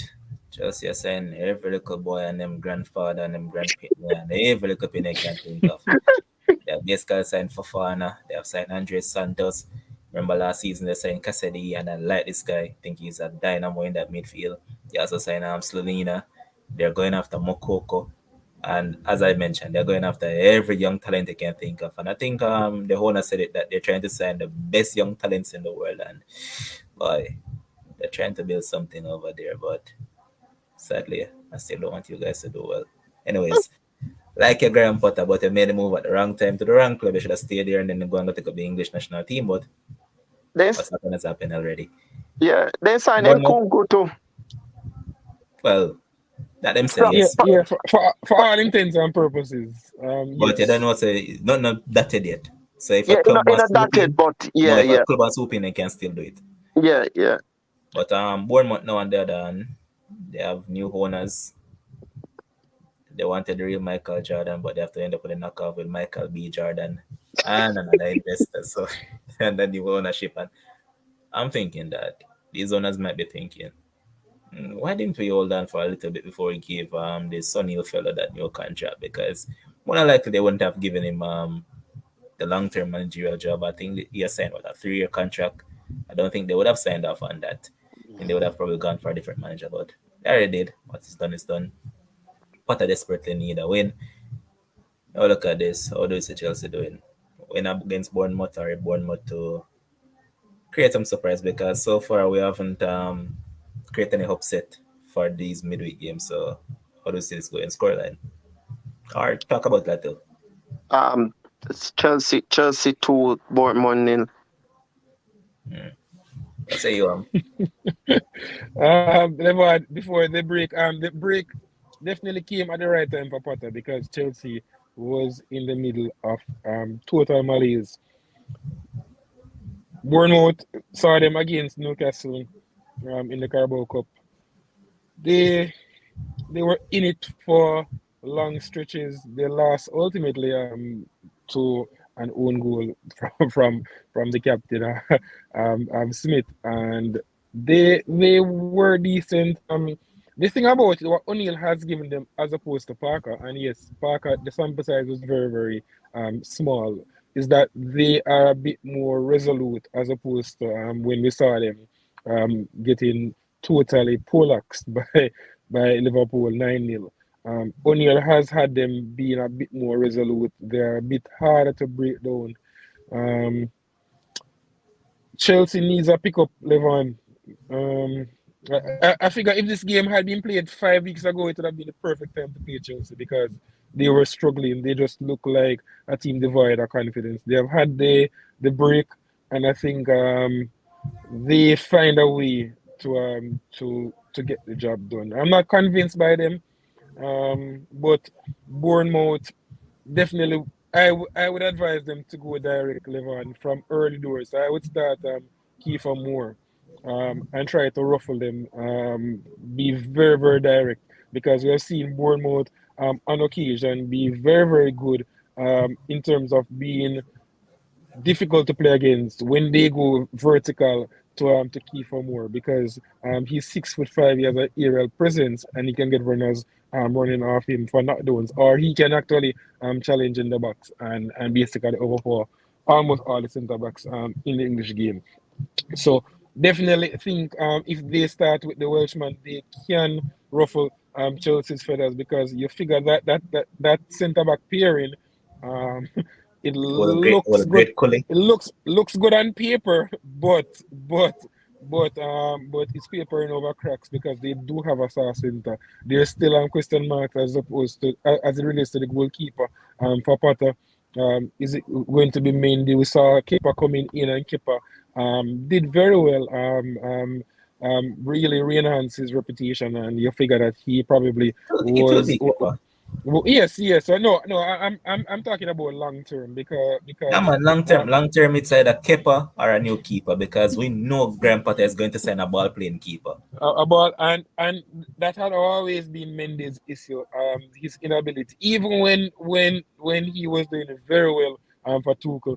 The issue was his inability to play out from the back, Yep. and Potter's mantra, even when he was in Sweden at Östersund, is try to play out from the back. Despite it being fraught with danger, sometimes it doesn't come off, but that's his modus operandi. So definitely, but until they are able to get him off the wage bill, Kepa is the type of keeper, Levan, who he doesn't necessarily convince you. I know he's a 6 feet 1 inch, and you figure that he's probably undersized. He can be good, but he can drop a couple of clangers. So I would not be surprised, guys, if by the end of January, Mendy isn't back in the frame. But I think Chelsea wins 11. I think they have a little bit too much for Bournemouth. But Bournemouth can make it difficult for them if they're able to keep the game close and if they're able to be direct because I think Chelsea can be got at, especially from out wide and with early deliveries into the box.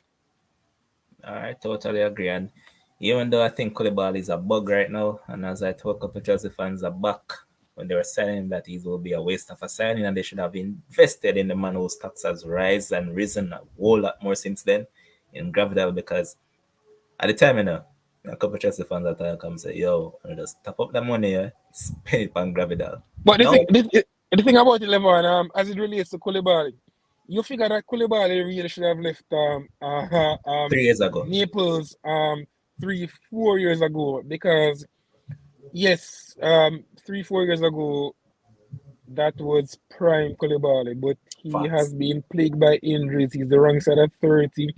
He has lost a yard apiece. He doesn't look as assured in possession anymore.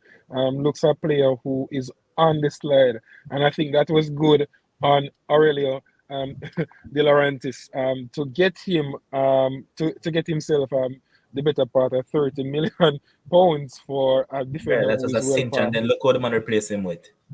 A bigger Precisely. monster. Precisely at 26. You understand? Replacing a 31-year-old. So that was very very good business by one of the most savvy owners in the European game. Yeah, and as I'm telling brother what they say, yo, even though they might have talked about Osimhen and Kvaratskhelia and all of this, them say the man not sell them on the cheap, brother. Those two players are going for close to 100 mil right now. But um, Chelsea, no, you're back to them. Spoke about Gravidal.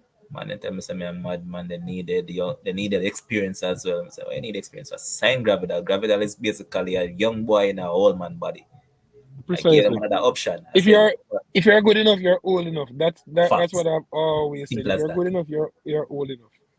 I gave them Incapi. I said Incapi is basically a clone of Gravidal. Both these guys play alike. And Now, the way how they play 11, it belies their age because if you saw them playing without the benefit of knowing their chronological age, you would figure that these players are players who are in their mid 20s as opposed to facts. in their early 20s for the Ecuador and obviously and Gravidal who is still just 20 years old. As a matter of fact, It Incapi is defies 20 as well. Both of them is 20. 20. Hmm. Incapi are 20, man.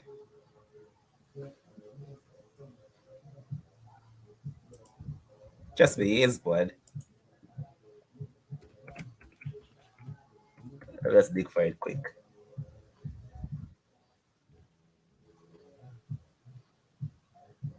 Yeah, he's 20. January 90 will be 21. 21.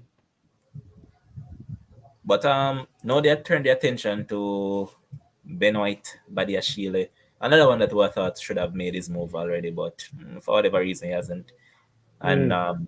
they're also going after the free agent that you guys are after as well in Evan Endika. Who will get him? Time will tell. Because what Chelsea is targeting is a left-footed, Left-sided, left-sided player. left-sided. Who is comfortable playing in a back three or playing in a back four.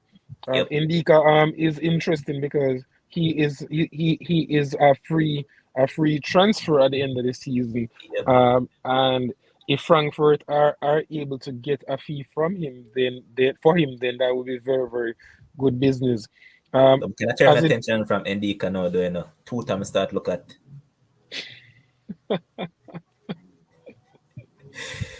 But yeah, whichever one of them Chelsea will get will be definitely a good signing. But the problem that and Chelsea is facing now, well, they're young so players. far, They're young players, Levon. Like yes, and you figure that going forward, then any of these alongside of Fofana should be the framework upon which the new Chelsea is built going into the next decade, because these are good players who you figure that you will get the best of, as opposed to a Koulibaly who Chelsea couldn't have figured that they were going to get the best of him, or Thiago Silva, despite the fact that Thiago Silva still defies age at 38.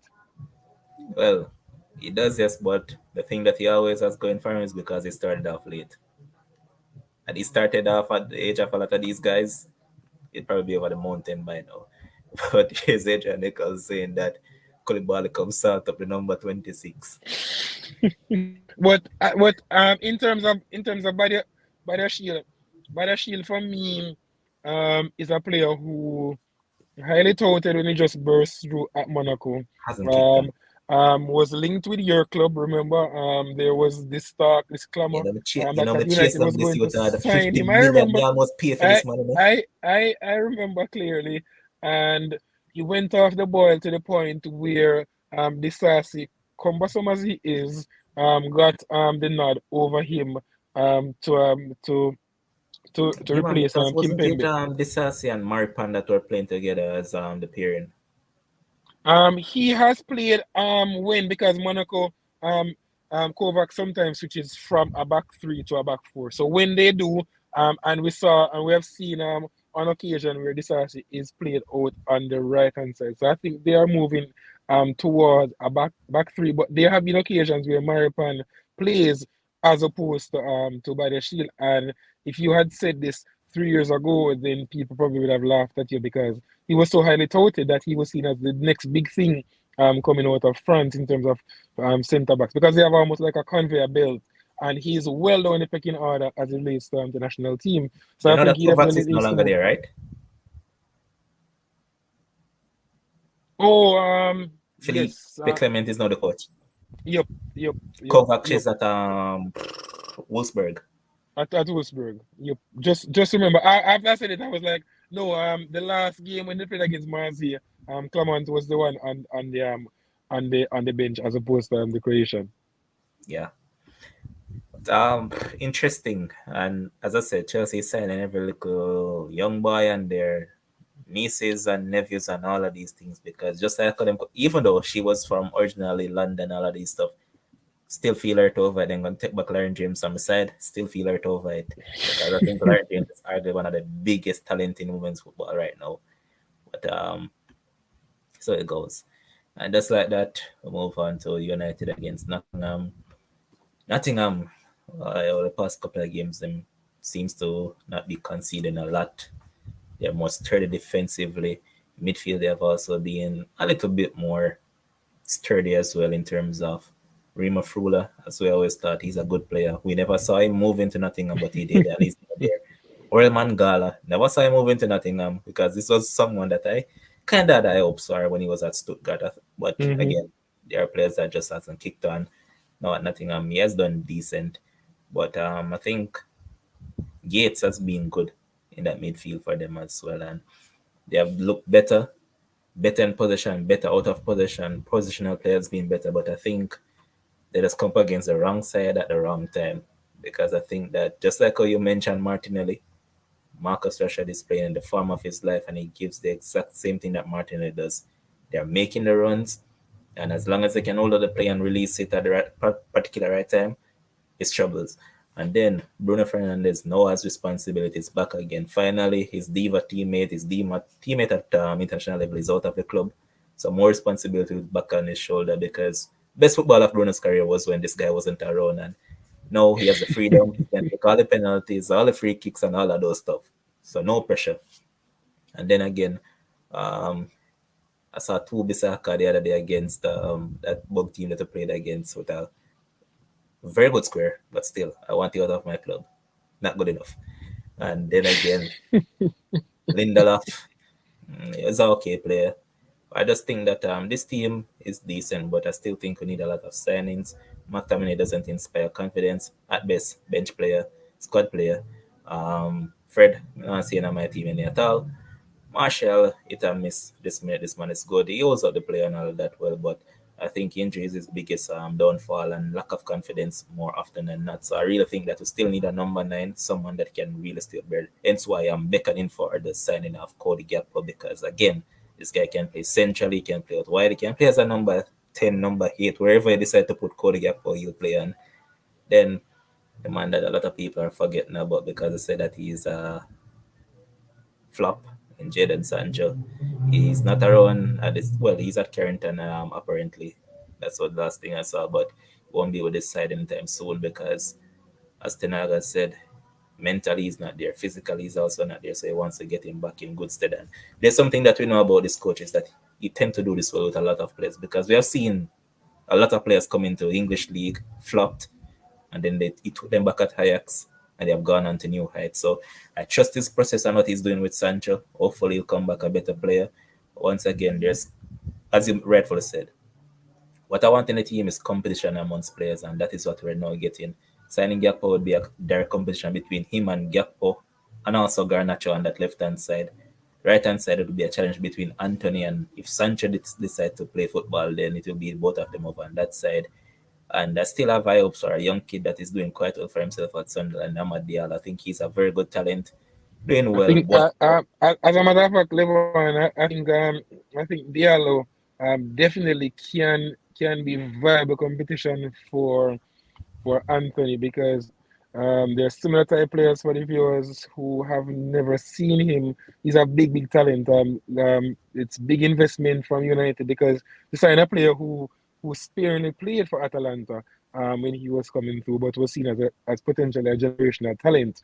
Um, for basically 40 million, it shows that United has a lot of faith in him, and I think he has bulked up on loan, has been amongst the goals. We know he's brilliant 1v1. The issue was his end product and also his ability to absorb challenges. But I think he has shown good manager. on loan that he has, and I think similar for Arsenal in terms of Charlie Patino, players who you know their technical ability is not in any doubt, but you also kind of worry about are they strong enough in terms of to absorb challenges because there are players who are players who are going to sometimes caught in position because that's just the nature, part and parcel of the game. But they are definitely level, and I agree with you wholeheartedly. I think he's someone who definitely I think going into next season, provided that he keeps on this trajectory because he has done very well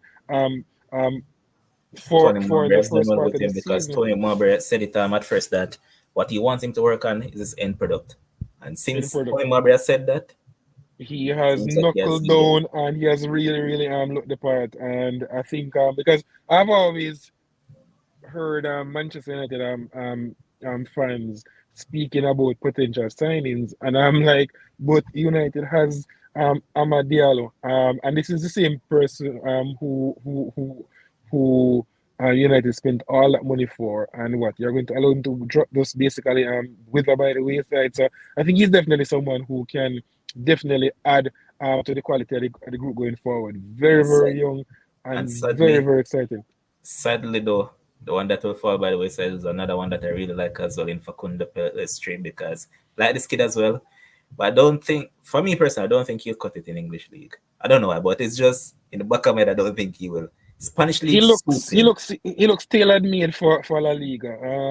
He definitely does, or even the Bundesliga. But he's exciting. He's very direct. He gives verticality. He could be a wild card going forward for United. But in terms of being a nail down starter, you struggle to see him starting at Yep, a club of United expectations. But yep, he can definitely play in the league, but not necessarily for United, because United obviously are going to have higher targets 5, 6 years down the line. They are going to be wanting to challenge the cities, the Liverpools of this world, as opposed to be stuck in basically what you consider the recovery mode yep. post Ferguson, because I think that is long overdue for a club of United standing and for the outlay that they have spent Levon, because that's the thing. Yes, United has struggled, but what is most despairing for your United fans, I think, is not just the fact that they have struggled, because it was always going to be hard to replicate what Fergie did, because he was basically United. But the fact that they have spent so much and they seem to be so far adrift of City, because people routinely speak of City spending, but United has spent basically the same amount, Same and amount. the results have gone in totally opposite directions. But I think for the game, United definitely, I think, should start clear favorites. I think United definitely should be able to win this game with something in hand, because just Rashford just looks a player revitalized. We spoke about it on the program before the World Cup that he had shown signs that this was the player that United was expecting him to become. We know of the injuries, and also he was distracted for the better part of 12 months, doing all sorts of philanthropic work and all of that. We know he got awarded by the Monarch, but back to part and parcel of what makes Marcus Rashford the player that we know he can be. So United wins for me, and I'm going to say 3-1. I think the fact that you may very well. By the way, Levan, is Maga going to play, or is it going to be Casemiro playing at centre back again? Million dollar question. Apparently, it will be Cassie.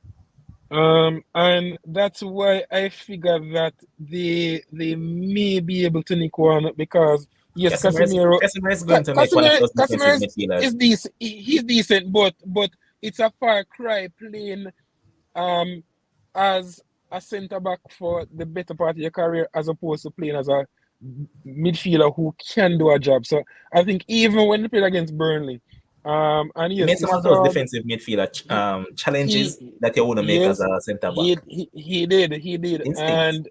and yes, because it's just difficult to expect anything else. But I think United wins. I'm gonna go 3-1 for United. I think Rashford definitely should be Maguire's in form. Yes, he's in form, but the issue is that Maguire is ill. For the viewers, so no one is talking about his form, because he definitely played well in the World Cup, and I think he'll be a nail on starter. But the fact that he has this illness cloud over him, that's why we are here wondering if he will make the matchday squad, and by extension be able to play. All right, and I agree. I think this game will end in a 3-1 result. I wouldn't mind a clean sheet still, but 3-1, I'll take that in any day of the week. Final game of the midweek, Leeds against City. KDB back on his stomping ground. Club bully is back, along with one Erling Haaland, who just all this man does is score. 24 goals for City this season already. Crazy, and shakes. You know, so shakes will collect some food off for some people, because some people say this man not scoring 40 goals this season. We're not even halfway into the season. This man already is at 24. So just 16 more As to in go. 40, as in for hold on, because I wasn't Overall. around when this. No, no, but Levon, conventional wisdom would say this is a man who, and we're not even talking about Molde, but at Salzburg, at Dortmund, he has basically at international level, at youth level coming through for Norway. This is a man who is basically 1 in 1, so he's almost a goal per game. Right now, City plays 38 games in the Premier League. City will play in the Carabao Cup. We know they normally change the squad for the Carabao Cup depending on who they play and when they're playing. But you figure that if they get and they have dominated that tournament. Yes, they didn't win it last year, but the four previous occasions they won it. Right, it almost became like a joke because other teams had to play what they consider to be weakened teams because they don't have the squad which we spoke about before, and City has always won that, right? But for the finals, he normally brings in the heavy hitters. Probably doesn't play Ederson and probably play Zach Steffen or but he normally plays without the consider to be his strongest centre forward because he wants to win. That's Pep Guardiola. So you figure that he would play a couple games there. Definitely going to play in the latter rounds of the FA Cup. Going to play in the in the Champions Champions League. League. Expect City to play six group games, 6 and 38. That is 44. They're going to probably play probably at least four more games in the Champions League when they get into the knockout stages.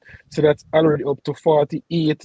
So when you look at and then FA Cup, Carabao Cup, like I think that was not something that was carefully thought out because you always figure that Haaland would play barring injury the better part of But 50 plus but here what games. up? Um, You see when him play against Liverpool or what? Community Shield. yep, That's when the yep, man them yep. start saying and I say, yo, this man not scoring that. And I was the And first one to go to the limit. Even before Alan scored a goal in the league, I went out on a limb and I said that this man is scoring 30 goals at minimum in the Premier League this season. There it is. And let's just point out that he has scored an debut in every single competition for City this that season. yes, yeah, yeah. And Levon also, yes, there were issues in terms of people were wondering how his style of play would marry with City's intricate passing. But what Haaland gives you, he gives you that searing pace because it's almost unheard of to have a player of that size, right? Being able to travel at such speed over short because he gets and that's why he's almost always a candidate for a penalty because because he's almost always going to get on the end of things. We saw even against and yes, he was obviously rusty, but we saw 20 seconds in against Liverpool, he was already bearing down on goal. And yes, poor finishing because you figure that Haaland um um on what you consider to be his best form would have put that one away. And you saw even throughout the game, even with limited service, he can hurt in so many ways. He gives you running. He's in the box to tap in. He's good in the air, and I But think that's probably that's his. why people weren't thinking because remember that City creates. The point And is that they City, never had someone to City finish. creates City creates so many chances because of how they play, right? Yep. And the thing is, City has always been since Guardiola has been there, the team that creates on average the most chances throughout the Premier League season. Also, what they did in the latter part of Kun Aguero's career at City was that they were able to share the goals around. You expect Haaland to be the penalty kicker because City that's one of City's biggest issues. Who takes the penalties? Because De Bruyne for all his wondrous ability with the dead ball, Gundogan, you figure that these players should be better penalty kickers, but City's returns from the penalty spot haven't been what you consider to be eye popping. So As I saw he in the last would two Champions League games when he Mars missed he those two. Precisely. He would be the one who you figure may take on the penalties. He's Yep. going to play the better part of 50 games and they create so many chances. He has so many strings to his bow. Yes, we know he will never ever be the most aesthetically pleasing when the ball is at his feet. But he's good enough with the ball at his feet.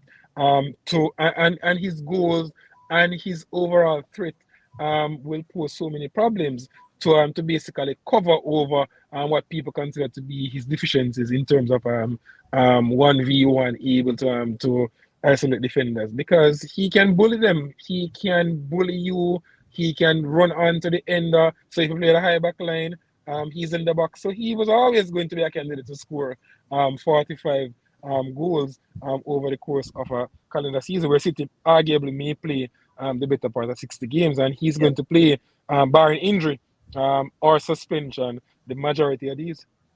Just say on a minimum you will play at least 40. And as you rightly mentioned, City have a lot of weapons right now. And Leeds down there, and since Jesse March gave them the thought, they have looked better. They have not been conceding a lot.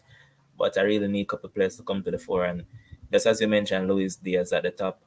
Another guy that I have a lot of time for is Luis Sinisteria. I think he plays exactly like Luis Diaz. Both of them bring that wow factor, and he hasn't really hit the Mm-hmm. ground running. And also another player, Wilfred Noto, need to hit the ground running as well. And if you realize that in the last couple of games, it has been the academy players that have been doing well. Sam Greenwood has looked good. They brought in Joe Gillard, and he has looked decent. Sonny Mm-hmm. Perkins is another talent that I really like as well. So it's the youths that are doing it for Leeds right now. If there's one thing that we know about And some Jesse and Somerville Christian Schwarzenegger. has been clutch. Big Yep. back in Levan for them to give him the number 10 jersey. Showed the faith, and he has come up clutch couple of late winners. So yes, he has been riding on the back of the young players. And obviously we can't sell Rodrigo short because he has looked the player that we saw many years ago at Valencia. Brazilian born, mind you, but obviously Spanish international. Went off the boil.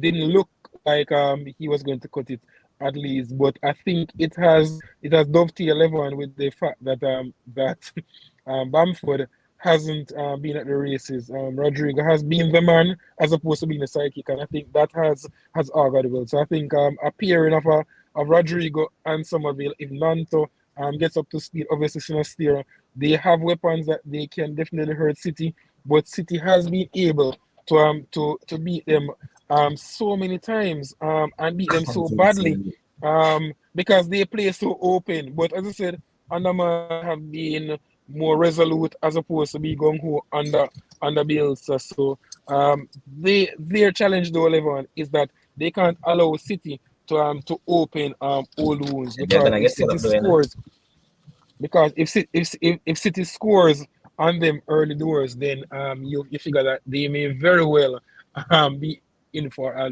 very long day because City will figure that this is another chance to really add to the goal difference. Yep. And another player that I'm really happy for is someone that I watched a lot. Really had a lot of time for this guy, but his move to Bayern never worked out in Mark Roca. When he was at Espanyol, I liked this guy a lot. And since he has moved to Leeds, he has started looking at the player that I had seen. So maturity, time at Bavaria Arena and all of that work out for him at the Allianz. So good for him.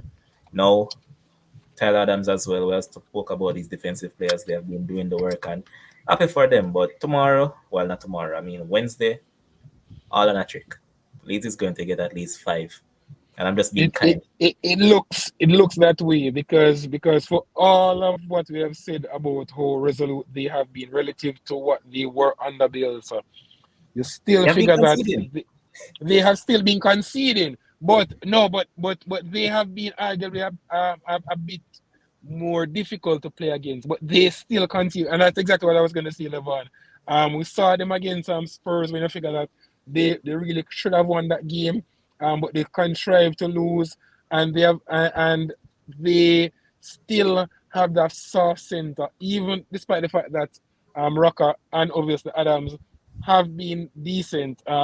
You don't figure that strike and obviously Cooper and Llorente at the back inspire confidence to the point where I think Melia may very well be at what you consider to be at the shooting range at the mercy of Erling Haaland, Kevin De Bruyne and co. Surprisingly, I never know that Rodriguez actually had 9 goals. Yep, has been doing the business level and quietly Oh, going about which is very good going for him because remember he hadn't been prolific even at Valencia. Had a he couple of wasn't. campaigns where he Yeah. scored he scored double figures, but he wasn't necessarily what you'd consider to be the most prolific at the best of times, and that's why he hasn't been a regular member of the Spanish national team because there was this big fanfare when he declared that he wanted to play for Spain as opposed to Brazil. Hasn't lived up to the billing, but on 9 goals, very, very good so far. And he has missed a couple of games through injury, but it shows that the Brazilian Spanish international has been very, very prolific when he has been on the park. Yep. And as you pointed out, Leeds not stop conceding. They played on the 21st against Monaco and they lost by 4 goals to 2. So they're still conceding a lot.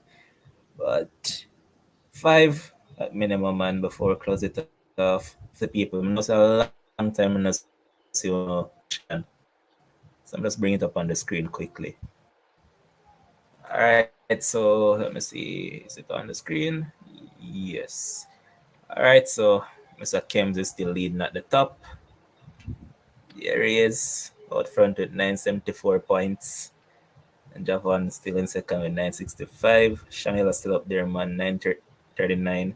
Adlam, no sec, you know what to show live because of the time difference and all that, but Adlam there at 918. Tyrus there at 917.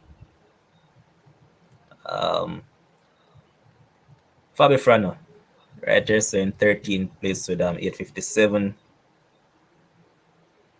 I'm right here with 832. Neil right here with 821 in 26. Kish right here in 27, 817.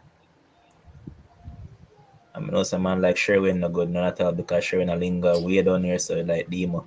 So Demo is in 43rd with 739. And yeah, Sherwin up here said 41st with 764. So that man they're not good, man. But yeah, fantasy looking good this week, man. And I don't know if I'm crazy or whatnot, or some people said that I'm crazy, but I've used up my triple captain this week. Let's see. So this is my team right about now.